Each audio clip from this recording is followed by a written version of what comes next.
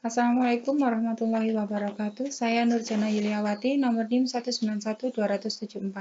Pagi ini, tanggal 25 April 2021, saya akan menjelaskan tentang resume ketenagakerjaan. Peta konsep, pengertian ketenagakerjaan, kesempatan kerja, tenaga kerja, dan angkatan kerja. Upaya peningkatan kualitas tenaga kerja, sistem upah, pengangguran. Definisi. Dalam Undang-Undang Republik Indonesia Nomor 13 Tahun 2003 tentang Ketenagakerjaan, dikatakan bahwa ketenagakerjaan adalah segala hal yang berhubungan dengan tenaga kerja pada waktu sebelum, selama, dan sesudah masa kerja.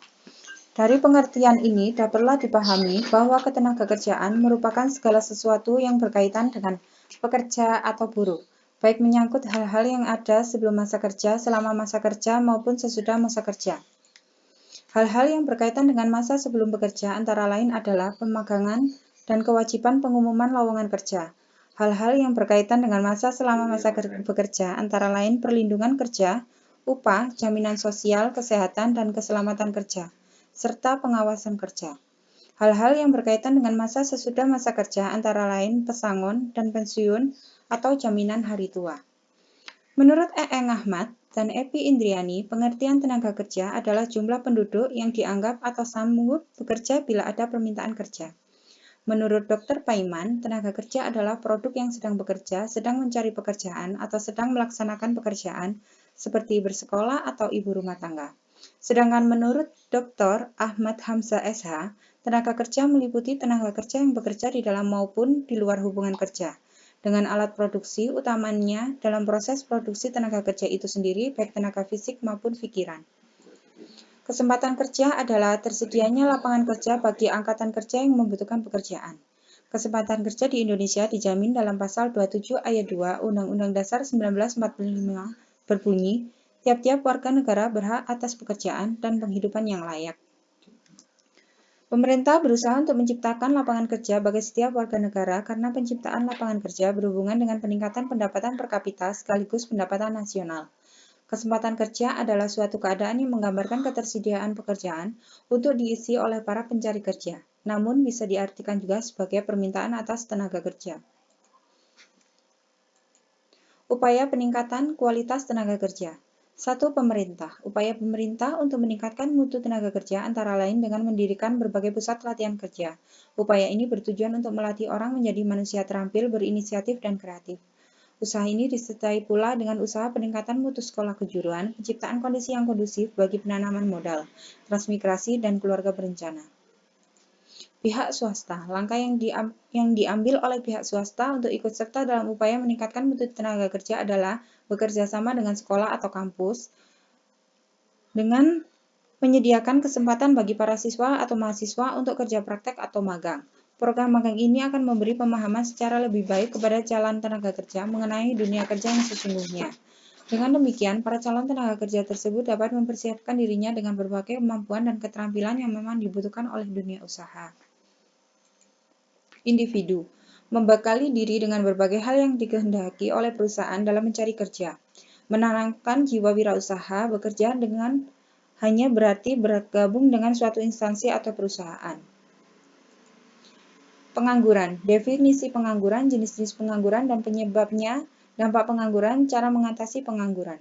Definisi pengangguran. Pengangguran adalah orang yang tidak mempunyai pekerjaan, sedang mencari pekerjaan, atau sedang mempersiapkan suatu usaha baru.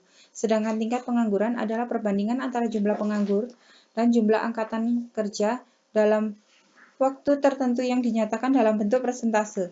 Jika peningkatan jumlah angkatan kerja di suatu negara tidak diimbangi dengan peningkatan daya serap lapangan kerja, maka tingkat pengangguran di negara tersebut tinggi. Jenis pengangguran dan penyebabnya. Jenis pengangguran menurut faktor penyebab terjadinya. Pengangguran konjuntur atau siklis, pengangguran struktural, pengangguran friksional, pengangguran musiman. Jenis pengangguran menurut lama waktu kerja adalah pengangguran terbuka, setengah menganggur, pengangguran terselubung. Berikut ini adalah definisi dari pengangguran tersebut.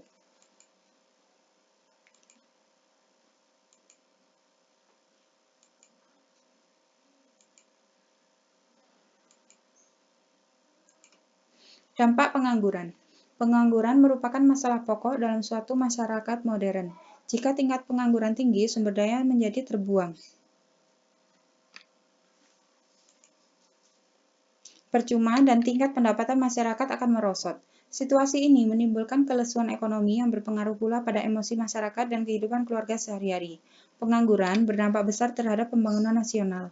Dampak pengangguran terhadap pembangunan nasional dapat dilihat melalui hubungan antara pengangguran dan indikator berikut ini. Pendapatan nasional dan pendapatan per kapita.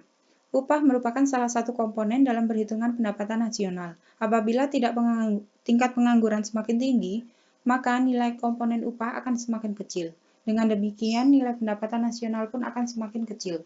Pendapatan per kapita adalah pendapatan nasional dibagi jumlah penduduk. Oleh karena itu, nilai pendapatan nasional yang semakin kecil akibat pengangguran akan menurunkan nilai pendapatan per kapita.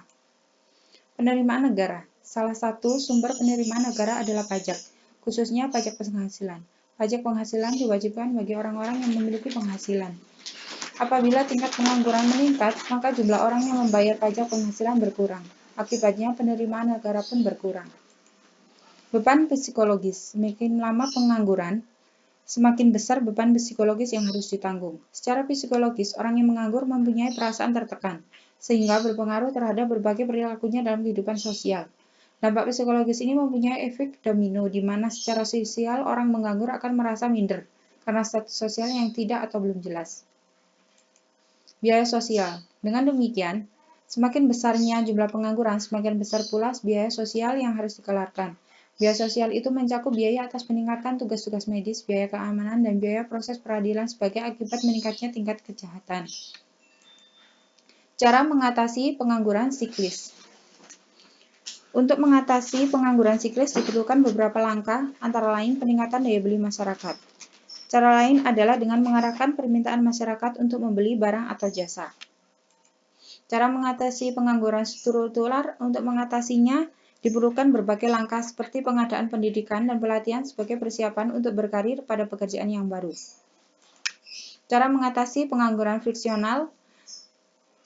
Mengusahakan informasi lengkap untuk permintaan dan penawaran tenaga kerja sehingga proses pelamaran, seleksi, dan pengambilan keputusan menerima dan tidak langsung cepat.